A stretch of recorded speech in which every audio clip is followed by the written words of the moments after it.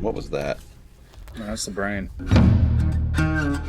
Hey everyone, Mike Witt here with Kontek Industries, and we're actually putting a cool little video series together where we're going through a bunch of different scenarios that nuclear security officers and nuclear security teams would see during like a force-on-force exercise. So we'll be doing a bunch of different tests. The first one that we're actually running today will be utilizing this mock DFP that we have here. What this is set to replicate is like a set fortified position within like a MAF or a PAP inside the nuclear plant where you're processing individuals in. So we'll be doing a few tests.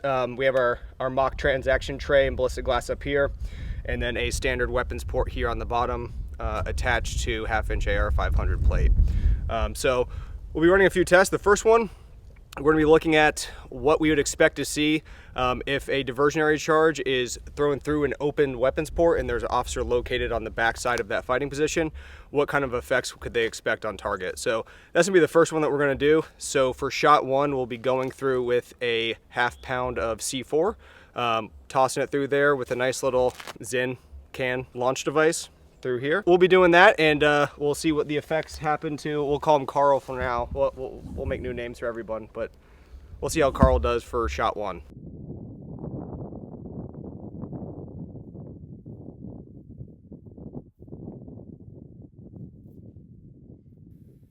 Fire in the hole! 3, 2, 1.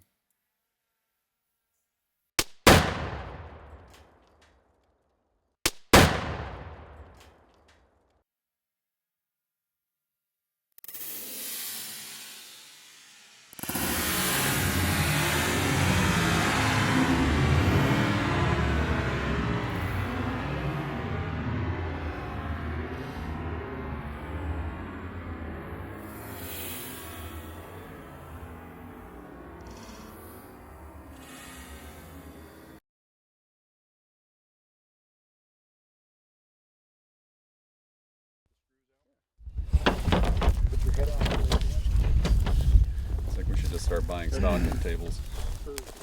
Post blast, now again, this isn't laboratory tests or anything. This is just to kind of get anecdotal evidence of what we would expect. So on the replay, you'll definitely see large blast wave coming off the charge of C4.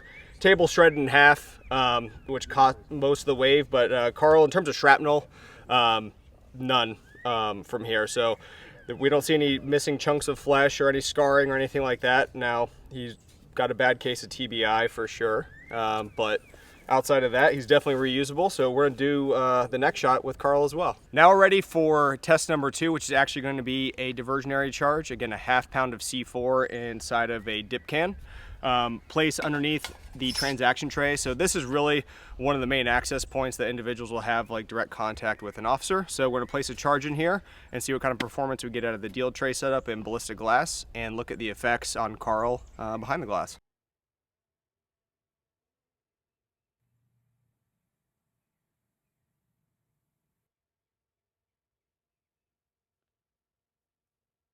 Three, two, one.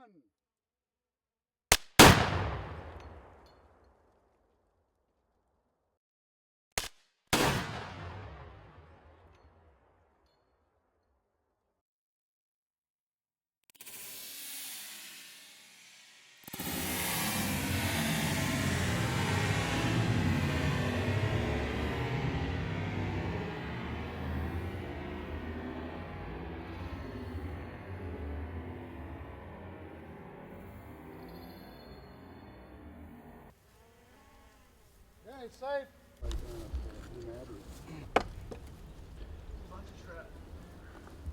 Man, Carl's looking good, dude. He's got some dust in his eyes. Urethane held the glass together pretty well. Yeah. Is that the deal tray? Looks like a ice crevasse. Again, this is kind of like maybe a stun you, knock you on your ass, take your breath away Yeah. kind of deal, but Well, I was thinking, should we get a rifle out and shoot that real quick? sure. Shoot that glass? Yeah. So after the second shot, which was the 1/2 pound of C4 inside the deal tray at our transaction window, obviously we can see we had penetration on the back of the glass. Surprisingly though, the glass is way more intact than we were honestly anticipating initially going into this shot. So the overall integrity of the transaction window is pretty impressive. And on the backside for Carl himself, really went unmoved. He's got a little bit of debris in his face, but other than that, outside of some TBI, he's holding up all right. So we'll chalk this one up to a potentially survivable event.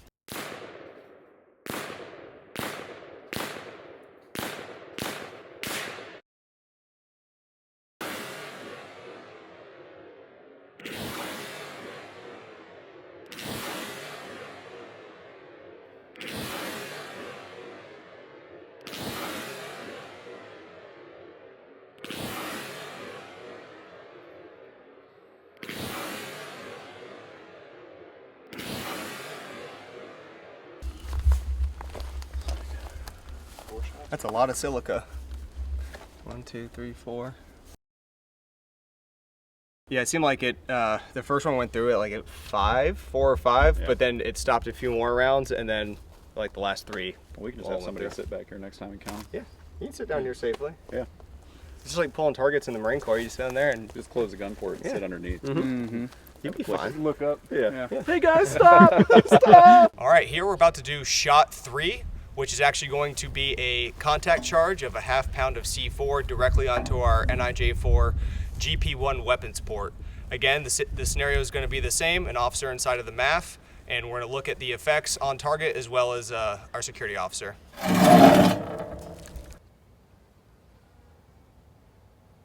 Firing. 3, 2, 1.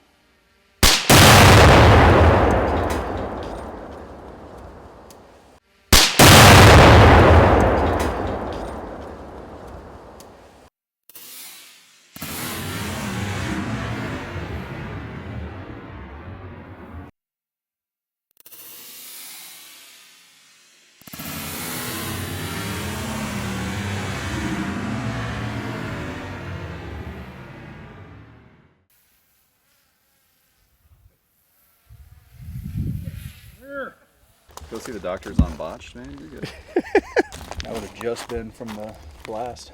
Carl's about 10 meters into the tree line. We're gonna go retrieve him. But it looks like his head got split in 2. The weapons port is right around the same area. So we're gonna look at it, but it looks like it just took it clean off the rails and sent it flying into Carl's face. The brain's still intact in the gel. All right, so this is the evidence we're able to collect. So just to give you a quick look at what we're looking at. So this is the PVC front plate that is meant to seal against the building and drain water away. So this is not for protective purposes. So you can see it blew a hole, nice clean hole straight through. The weapons port itself, so this is the interior. It is still intact in terms of a uniform piece. However, what ended up happening is the force of the explosion caused the welds on the rail system to separate, leaving the port. And essentially what happened is this whole plate, probably about a good 30-35 pounds, flew off and hit Carl directly in the face like a platter charge.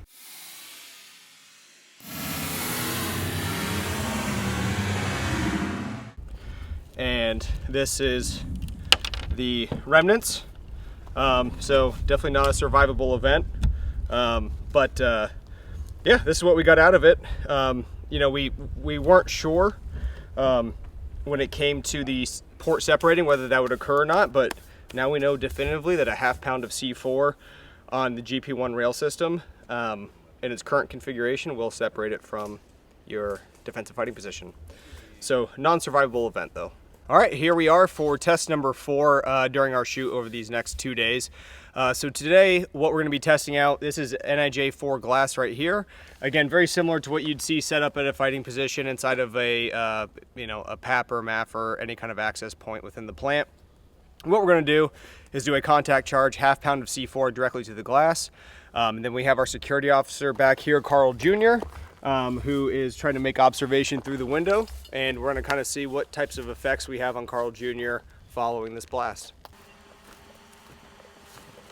3, 2, 1.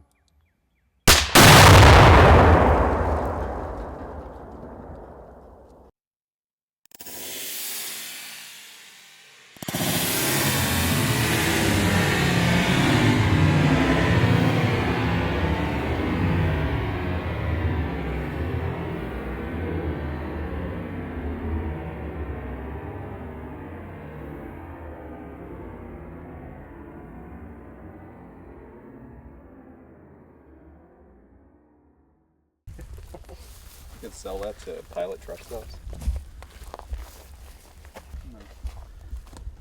Oh, it did blow up. You're fucked if that.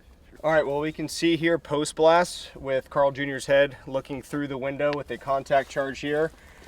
The majority of the glass is intact. We have a nice, clean, probably about 3-inch hole diameter through the glass. Looks like he was cleanly decapitated. And this is kind of the remnants of what's left of Mr. Carl Jr.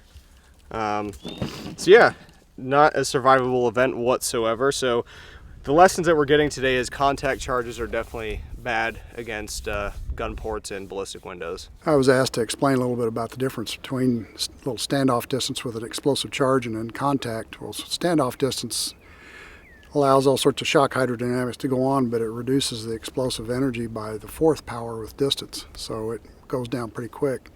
In contact, it allows the shock waves to enter into the material directly, and they do a whole lot of damage within the material itself and break it up, and then the gas pressure and so forth with the explosive afterwards just pushes the stuff out of the hole, so it's like you got a punching effect. Good afternoon, Pete Peterson with Kontek Industries.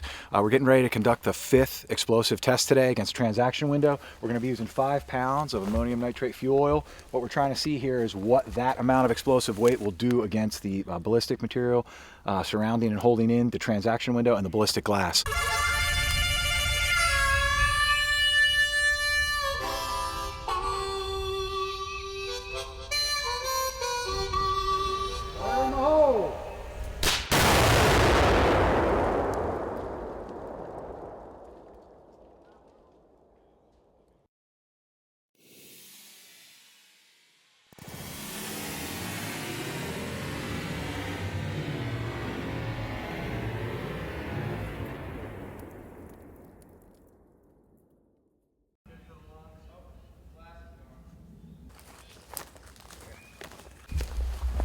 Clean shot, boys.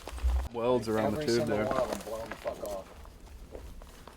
And that's the lowest point. The plate's still good because though. it was tilted like this, so all that.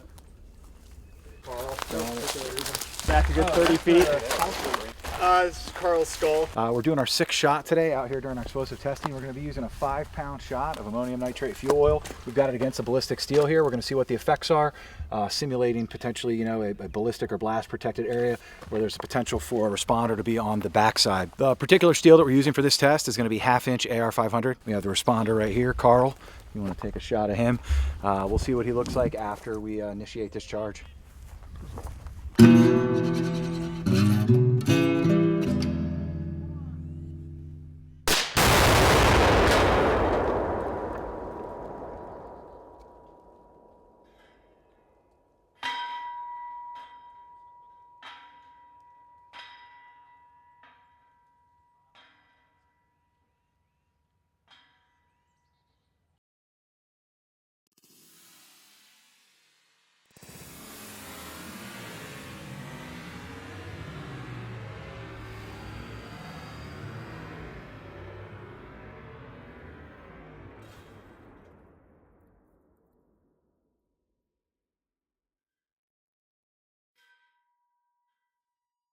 All that kinetic energy though, man. There's no, this dude's Just fucking flip the jelly. table over. Yeah. Well, we might be able to hammer him out.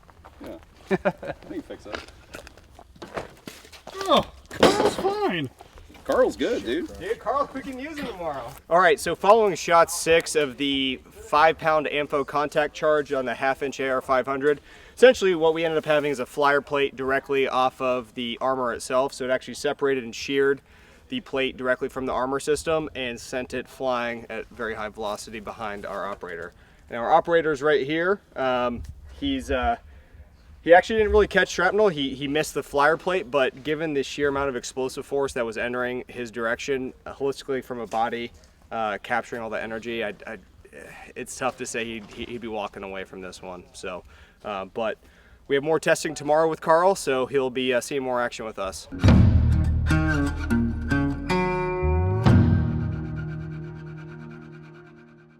Good morning, Pete Peterson with Kontek Industries. Today is going to be test number 1. We're out here doing some explosive testing against some of our ballistic and blast rated material. We have a transaction window here that we normally see at several different types of industrial settings where we're required to have ballistic and blast protection. We're going to be using a smaller explosive device to basically see the effects of whether it spiders the glass or not. This is a 20-gram booster PETN charge. We're going to use it against the transaction window to see what the results are.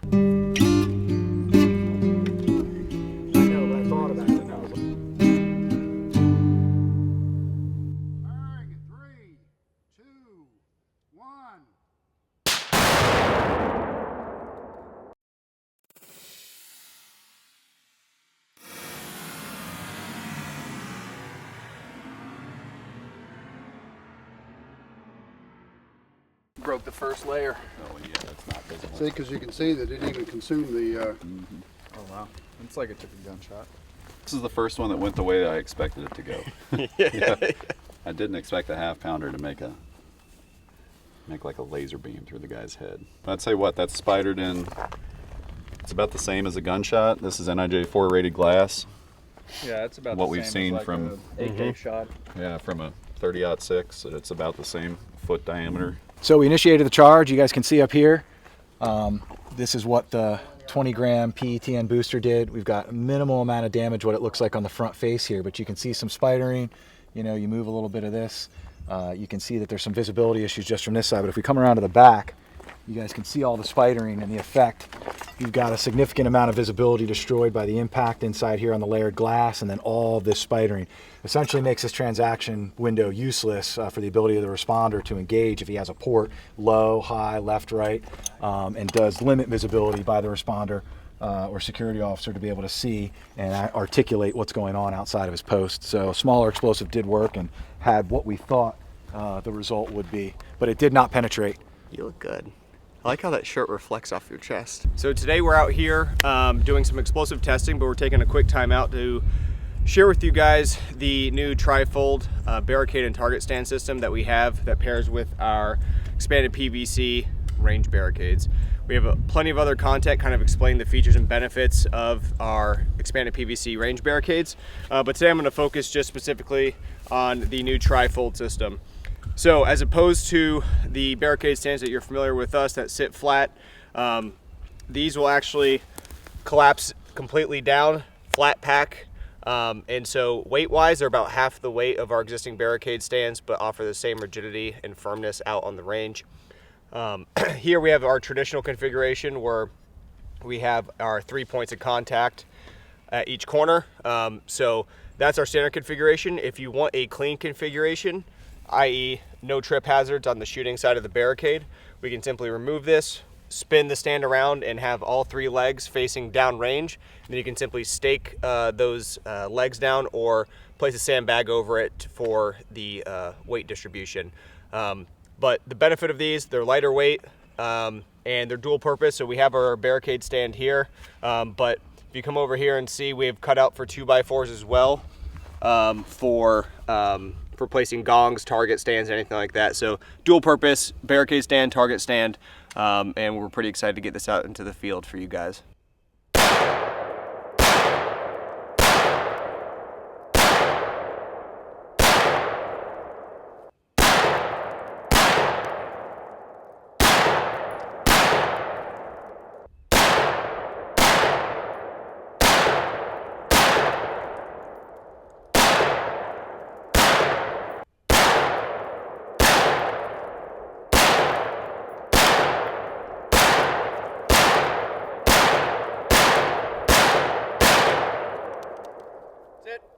Mild steel. Yeah, right.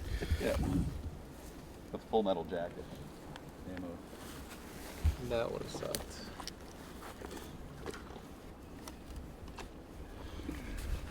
Like, so bad. Hey, good morning. Again, Pete Peterson, Kontek Industries, continuing our explosive testing out here. We've got one of our pieces of ballistic material, steel here, one of our transaction windows and door with port. We're putting a half-pound charge of C4 with a 20-gram booster to basically see what the results will be against the actual, the rated steel, the ballistic steel. So what we anticipate is some scarring, some marking. I don't think we're going to get any penetration with the particular explosive weight that we're doing, but we're going to see what the actual results are after we initiate this charge.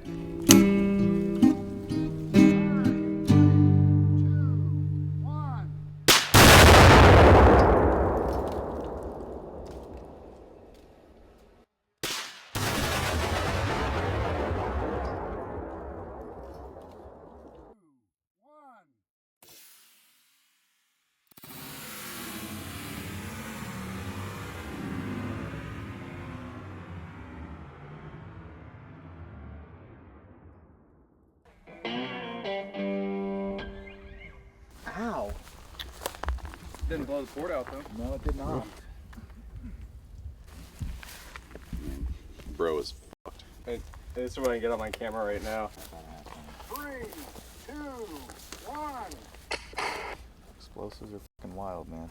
People are hiding behind fucking car doors and TV shows getting shot at. What was that?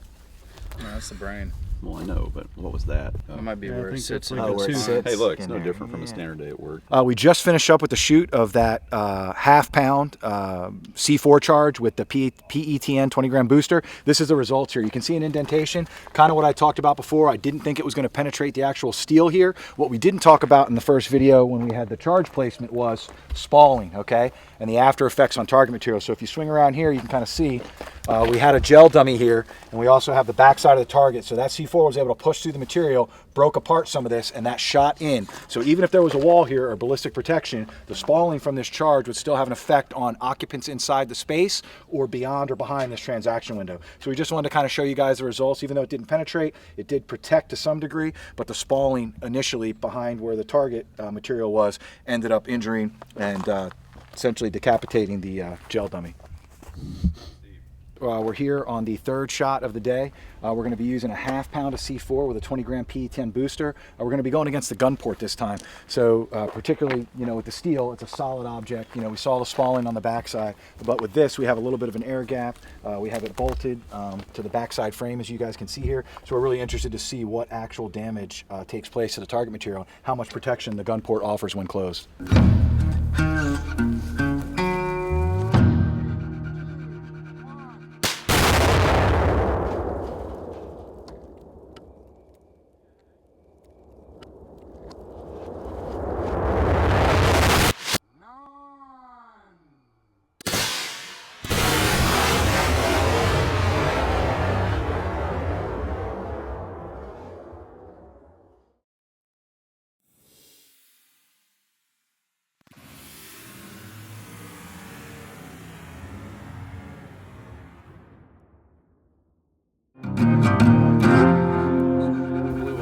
Did it? No shit. Took out Steve. Bam. Steve's back there. Man, that's breakables. Man, he did not do good. It didn't even bend this. I've seen both. Just finishing up with that shot. We actually initiated it against the gun port. You guys can come over here and see. It was a contact charge. I didn't mention that earlier, but essentially you see a little bit of damage here on the steel port, the actual gun port, what the charge was essentially placed against. And from there on the backside, you can see what actually happened. So we talk about spalling and we talk about backside of the target material. So essentially the bolts sheared off that were connected to the other piece of the gun port, the sliding portion, and those bolts got pushed through right here. I want to also mention that for this particular case, this is well beyond the design specs and capability of the gun port. We're just trying to show you what half a pound of explosives would do against this type of target. It ended up pushing this particular gun port all the way through. It tumbled, it hit essentially, the gel dummy that we have here and launched him about 10 foot back. And then we found this particular piece at about the 25, 22 foot mark back behind the target here in the backblast area. So, or in the back area. So you guys can kind of see the total effects. It did affect the gun port, it's inoperable. And so half a pound of explosive, did did take the port off of the hinges and outside of the rail. We're on our final shot of the day for our explosives testing that we're doing out here. I wanted to show you guys, we've got a 5-pound rear center primed Anfo charge, ammonium nitrate fuel oil. We basically got it affixed as a contact charge against turbine grading. The intention here is we just want to kind of show with a little bit of standoff what can happen when turbine grading gets attacked with this amount. It's 5 pounds, like I said, of Anfo. We're going to basically see what the debris field looks like, what happens to the target material, and potentially if someone was standing behind here. We've got a little bit of drywall. We're going to try and use it almost as a backboard if it doesn't get blown or pushed away from the charge to see what some of that shrapnel from the metal that we think is going to occur is going to happen. So we'll get this shot initiated and we'll show you guys what it came out like. So one of the other reasons why we're conducting this particular test is we want to kind of show how there's a lot of this fencing out in the industry in different places. We want to show what happens to the backside of the target, or what we consider the soft part of the target. This is the fencing, this is the delay feature, right? This is where we expect a charge to be placed or put. On the backside of that is people, material, buildings, drywall, and different things. And so we wanted to kind of show what happens when those charges get detonated up against the fence line or at the fence line, to see what the backside of the target actually looks like, from spalling, the damage from the explosive charge, and from all the energy, kinetic energy and blast waves.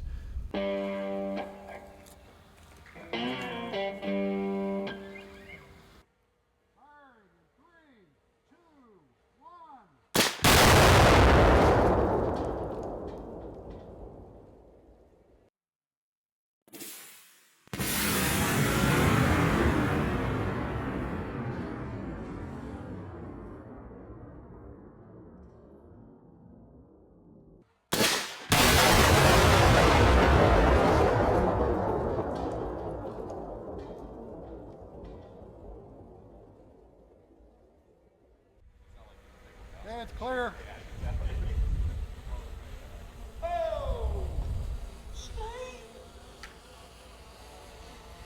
Post blast, we initiated that 5-pound ammonium nitrate fuel oil charge to Anfo. You guys can see here what happened to the turbine grading. Came off the railing in the bolt configuration. We've got a hole here. You can see how it bent everything out. Anfo is a pushing charge. You can see how much energy came through here. On the back side of the target, you can see the table and the drywall has been disintegrated. Some of it's back in the tree line. The gel dummy that we had is relatively undamaged, and it had fallen to the deck. It's over there now. We had moved it. But you guys can kind of see that there is a path of material and debris field from all of this stuff from the initial shot getting sent back here, which could potentially eliminate or neutralize, any civilian or responder that was in the area beyond on the back side of the fence or where the target materials. Trying to use that drywall as a witness plate, probably not the best option, but we wanted to show the effects on drywall. Ultimately, we had one piece, and you can see that there was a bunch of tiny pieces of metal and shrapnel that had detached from the turbine grading and affected the drywall and penetrated directly through it. And so that's what the target area looks like after the blast. So I'm actually justified in this particular opinion. He said he got stabbed by an... Maury Povich said, not true. Said okay. not true. You are not the father. And this is why you don't play with fireworks.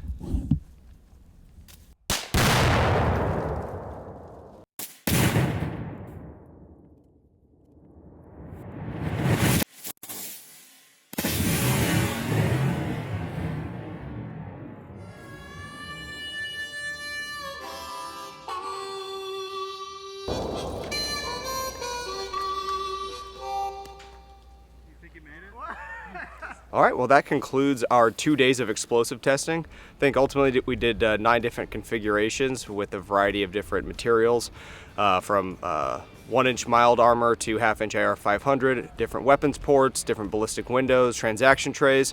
And again, the purpose of this is to take a look at the effects on target. Again, a lot of defensive positions that you'll see throughout the security industry, and take a look at how these specific use cases would affect the security operators in the real world. Some of the conclusions that we walked away with, a lot of which is what we were expecting, is that standoff is always your friend with explosives. We typically had the most catastrophic shots during contact charges, whether it's on a weapons port, steel armor, or windows. So anytime you create standoff and prevent adversaries from actually getting to that specific position, that's always your first go-to move. Like the weapons ports and the windows that we tested, right? These are common weapons ports and common windows that you would see, and their primary purpose for that kind of contact and kinetic energy is for ballistics.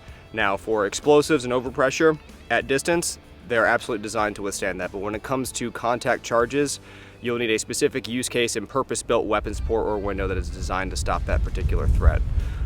So with all that being said, hopefully this was helpful, and if you need any more information or have any questions, please leave us comments below and we're happy to answer them. And be sure to email us at info@kontekindustries.com.